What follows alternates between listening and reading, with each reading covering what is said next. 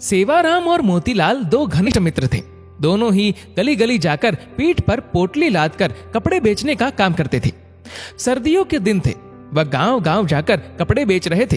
तभी सेवाराम को एक झोपड़ी के बाहर एक बूढ़ी माई दिखी जो कि ठंड से कांप रही थी। तो सेवाराम ने अपनी पोटली से एक कंबल निकालकर उस माई को दिया और कहा, माई, तुम ठंड से कांप रही हो, ये कंबल ओढ़ लो। बूढ़ी माई कंबल लेकर बहुत खुश हुई और जल्दी जल्दी से उसने कंबल से अपने आप को ढक लिया और सेवाराम को खूब सारा आशीर्वाद दिया। तभी उसने सेवाराम को कहा, मेरे पास पैसे तो नहीं है, लेकिन रुको, मैं तुम्हें कुछ देती हूँ। वह अपनी झोपड़ी के अंदर गई और एक बहुत ही सुंदर छोटी सी ठाकुर जी की प्रतिमा ले आई। बूढ़ी माई सेवाराम से बोली कि मेरे पास देने के लिए पैसे तो नहीं है, लेकिन ये ठाकुर जी है, इसको तुम अपनी दुकान पर लगाकर खूब सेवा करना, देखना तुम्हारी कितनी तरक्की होती है, ये मेरा आशीर्वाद है। मोतीराम बुढ़िया के पास आकर बोला, अरे ओ माता जी, क्यों बहाने बना रही हो? अगर पैसे नहीं है तो कोई बात नहीं, लेकिन हमें झूठी तसल्ली मत दो। हमारे पास तो कोई दुकान नहीं है, हम इसको कहाँ लगाएंगे? इसको तुम अपने पास ही रखो। लेकिन सेवाराम, जो कि बहुत ही नेकदिल था और ठाकुर जी को मानने वाला था, वह बोला, नहीं नहीं माता जी, अगर आप इतने प्यार से कह रही है तो ये आप मुझे दे दो, पैसों की आप चिंता मत करो। सेवाराम ने जल्दी से अपने गले में पड़े हुए परने में ठाकुर जी को लपेट लिया और उनको लेकर चल पड़ा। बुढ़िया दूर तक उनको आशीर्वाद दे रही थी। हरि तुम्हारा ध्यान रखेंगे, ठाकुर जी तुम्हारा ध्यान रखेंगे। वह तब तक आशीर्वाद देती रही जब तक कि वह दोनों उसकी आंखों से ओझल ना हो गए। ठाकुर जी का ऐसा चमत्कार हुआ कि अब धीरे धीरे दोनों की कमाई ज्यादा होने लगी। अब उन्होंने एक साइकिल खरीद ली और साइकिल पर ठाकुर जी को आगे टोकरी में रखकर और पीछे पोटली रखकर गांव गांव जाकर कपड़े बेचने लगे।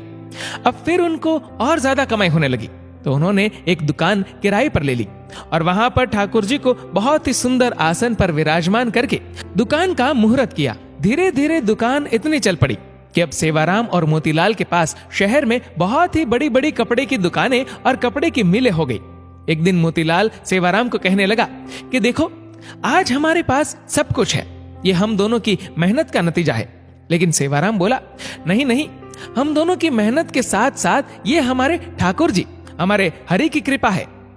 मोतीलाल बात को अनसुनी करके वापस अपने काम में लग गया। एक दिन सेवाराम की सेहत थोड़ी ढीली थी, इसलिए वह दुकान पर थोड़ी देरी से आया। मोतीलाल बोला, अरे दोस्त, आज तुम देरी से आए हो, तुम्हारे बिना तो मेरा एक पल का गुजारा नहीं, तुम मेरा साथ कभी नहीं छोड़ना। सेवाराम हंसकर बोला, अरे मोतीलाल, चिंता क्यों करते हो, मैं नहीं आऊंगा तो हमारे ठाकुर जी तो है ना। ये कहकर सेवाराम अपने काम में लग गया। पहले दोनों का घर दुकान के पास ही होता था, लेकिन अब दोनों ने अपना घर दुकान से काफी दूर ले लिया। अब दोनों ही महल नुमा घर में रहने लगे। दोनों ने अपने बच्चों को खूब पढ़ाया लिखाया। सेवाराम के 2 लड़के थे, दोनों की शादी कर दी थी और मोतीलाल के एक लड़का और एक लड़की थी।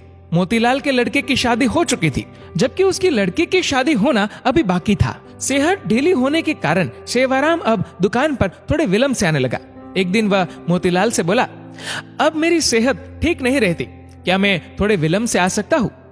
मोतीलाल ने कहा, हाँ भैया, तुम विलंब से आ जाओ, लेकिन आया जरूर करो, मेरा तुम्हारे बिना दिल नहीं लगता। फिर अचानक एक दिन सेवाराम 12 बजे के करीब दुकान पर आया, लेकिन आज उसके चेहरे पर अजीब सी चमक थी, चाल में एक अजीब सी मस्ती थी, चेहरे पर अजीब सी मुस्कान थी। वह आकर गद्दी पर बैठ गया। मोतीलाल ने कहा, भैया, आज तो तुम्हारी सेहत ठीक लग रही है। सेवाराम बोला, भैया, ठीक तो नहीं हूं, लेकिन आज से मैं बस केवल 12 बजे आया करूंगा और 5 बजे चला जाया करूंगा। मैं तो केवल इतना ही दुकान पर बैठ सकता हूं। मोतीलाल ने कहा, कोई बात नहीं, जैसी तुम्हारी इच्छा। अब तो सेवाराम रोज 12 बजे आता और 5 बजे चला जाता, लेकिन उसकी शक्ल देखकर ऐसा नहीं लगता था कि वह कभी बीमार भी है।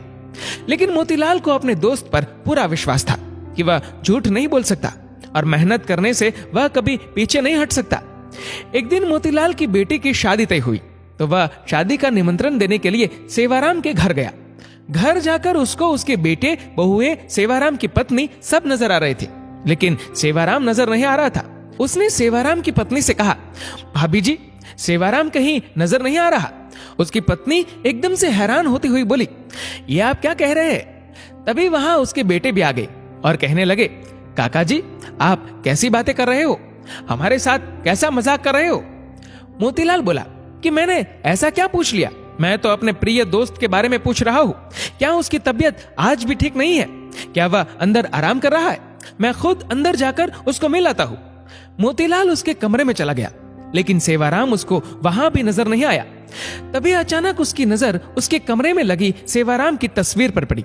वो एकदम से हैरान होकर सेवाराम की पत्नी की तरफ देखता हुआ बोला, अरे भाभी जी, ये क्या?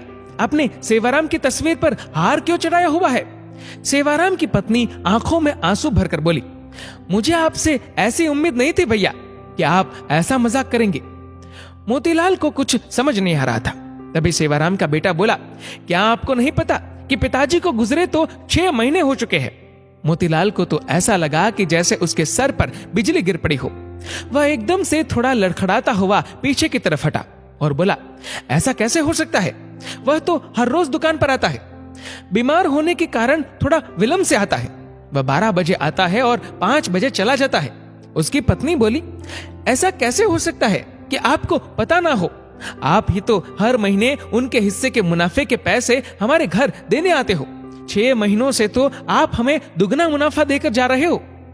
मोतीलाल का तो अब सर चकरा गया। उसने कहा, मैं तो कभी आया ही नहीं। 6 महीने हो गए, ये क्या मामला है? तभी उसको सेवाराम की कही बात याद आई।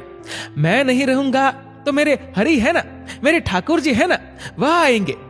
मोतीलाल को जब ये बातें याद आई तो वह जोर जोर से रोने लगा और कहने लगा, हे ठाकुर जी, हे हरि, आप अपने भक्तों के शब्दों का कितना मान रखते हो, जो कि अपने विश्राम के समय मंदिर के पट 12 बजे बंद होते हैं और 5 बजे खुलते हैं। और आप अपने भक्तों के शब्दों का मान रखने के लिए कि मेरे हरि आएंगे, मेरे ठाकुर जी आएंगे, तो आप अपने आराम के समय मेरी दुकान पर आकर अपने भक्तों का काम करते थे।